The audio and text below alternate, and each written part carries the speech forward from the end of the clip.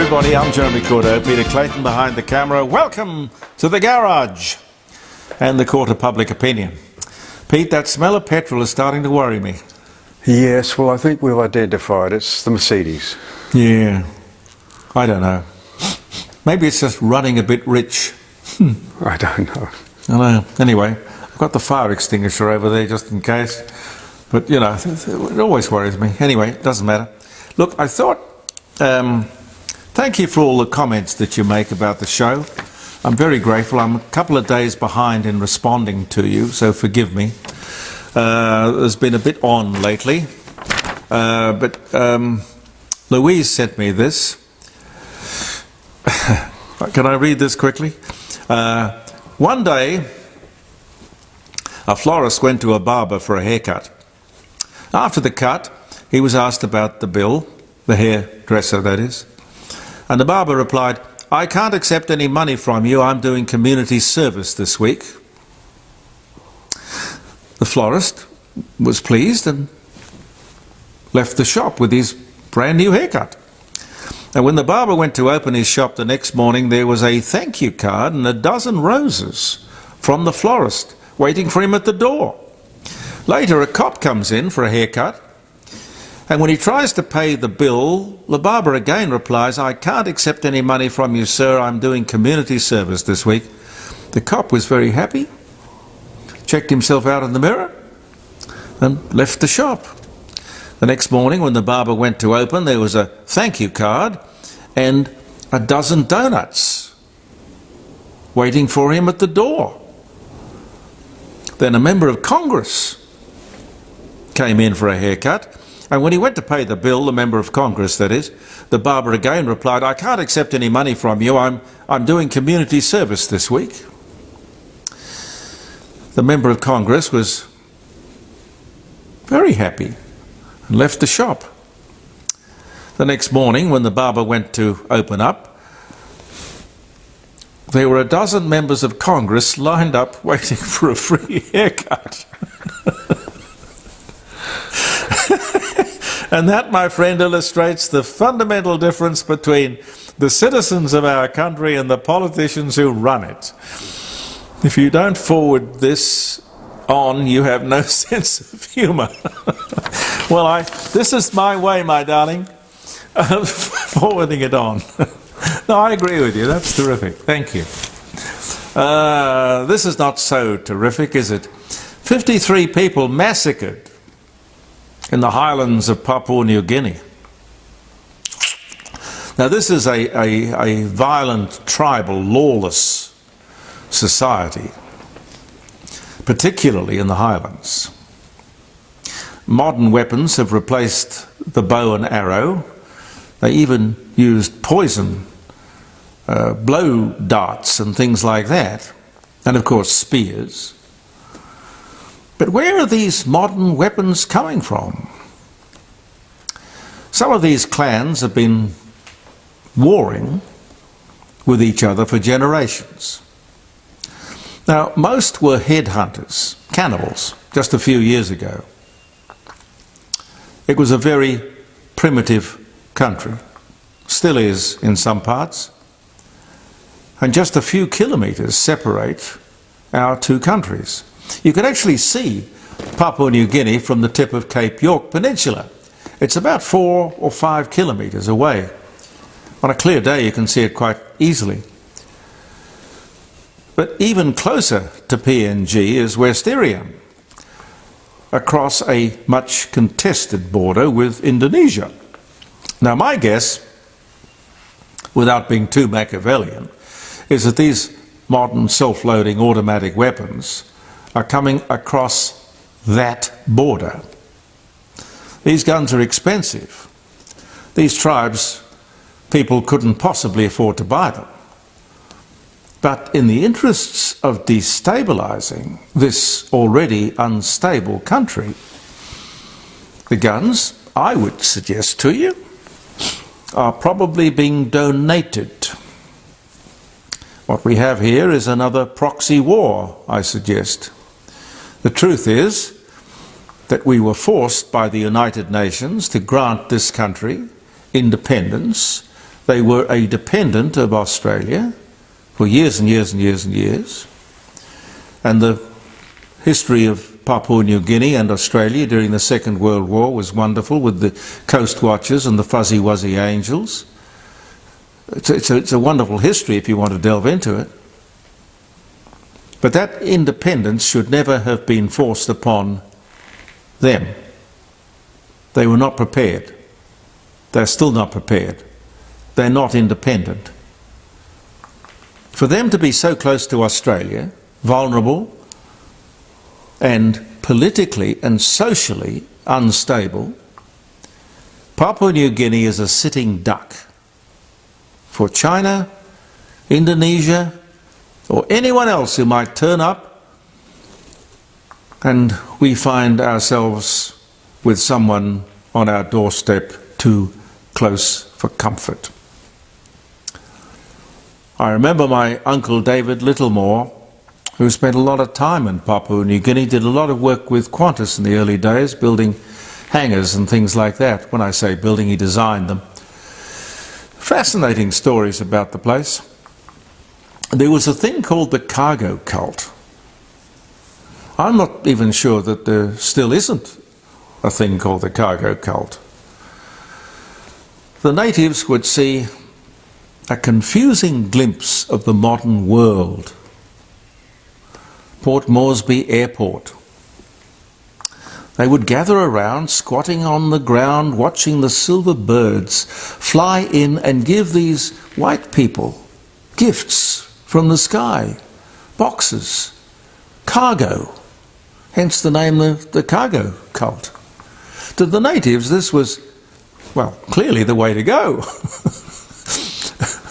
No hunting, no gathering. That's too hard. All we need to do is to clear a nice big piece of land and wait. And wait. And wait. And then, hey, what are we doing wrong? Those silver birds. This is what the white guys do. You know, they're wearing clothes. We're much more interesting. We're stark naked. After much thought, they decided that the big silver birds filled with gifts were attracted to the clearing, that is the airport, because there were other birds sitting on the ground. So the big silver birds in the sky would know that it's safe to land. So the natives then spent hours making mock aeroplanes, models out of sticks and branches and paper and cloth. It was a major problem. They would spend days, weeks, months just sitting on the ground waiting. And when you think about it, their thinking was perfectly logical. Just no understanding of a more complicated world that existed just beyond theirs. And not very much has changed in Papua New Guinea. We'll see where all of this goes. I don't know if it's going to be a happy place. I wonder if all these climate people, you know, the ones who want to get rid of gas and coal, I wonder if they've spoken to any of the chefs of the world. You know, not even great chefs, just household chefs. And of course all the wonderful restaurants and restaurateurs around the world, all of whom would never think of using anything other than gas in the kitchen. What exactly are you going to do with them? I don't really know. It's amazing. Let me just tell you quickly about Jim Elder. As you know, he is looking for paintings for his upcoming March and April auctions.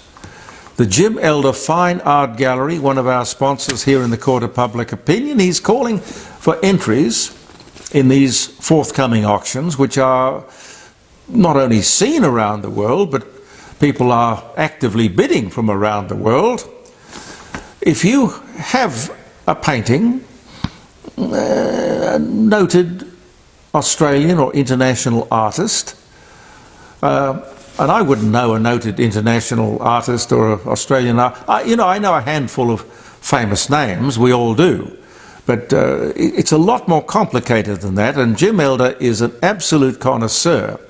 He will come along and give you a no-obligation appraisal and tell you how much this painting is worth, at which point in time you can say, oh, I didn't know that, I'm going to keep it. In fact, I'm going to put it in pride of place in my home, or I'm going to sell it because, hell, I need the money and I don't need the painting. Could be worth thousands.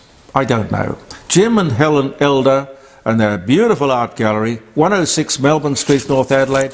They're open Monday to Friday, 10 a.m. to 5 p.m.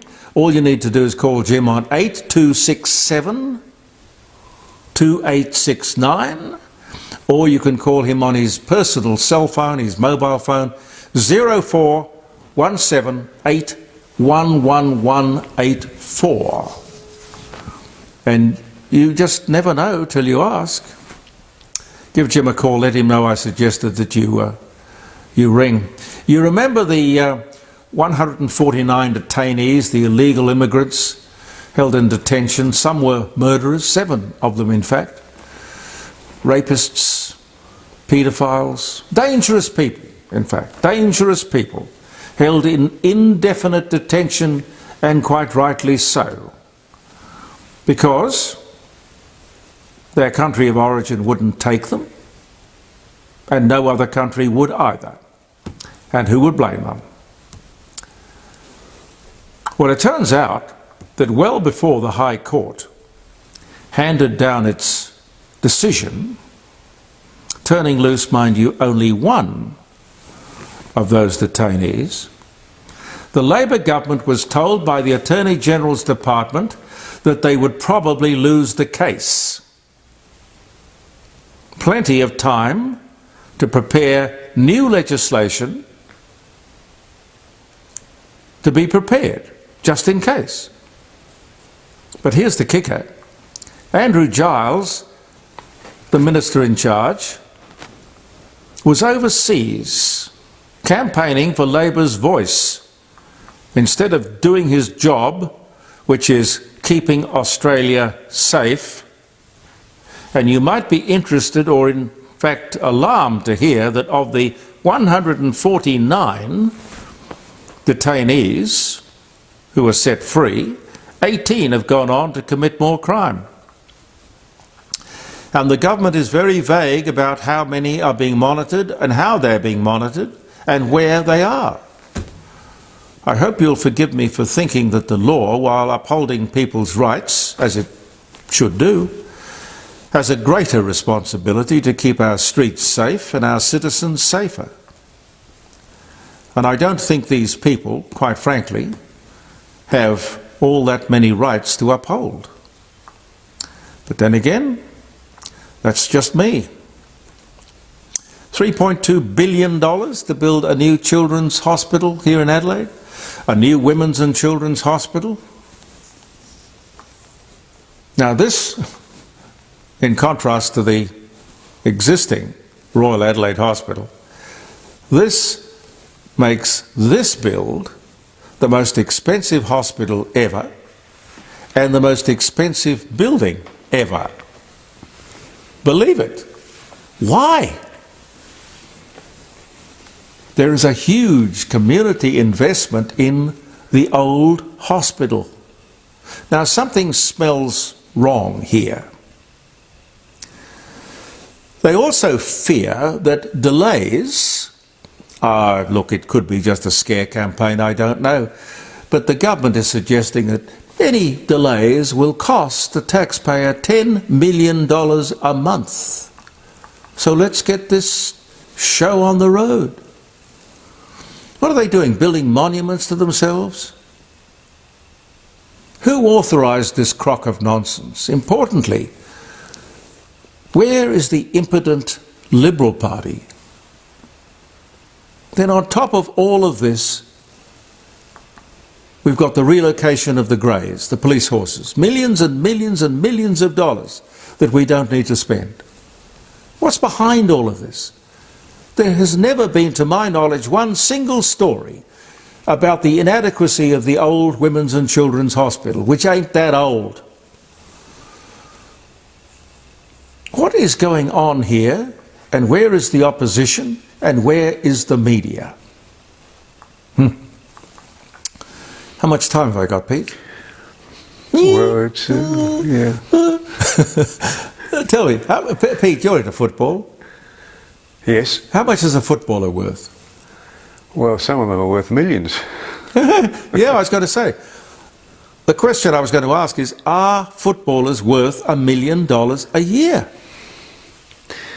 Well, I guess the advertisers, the people that support the programs.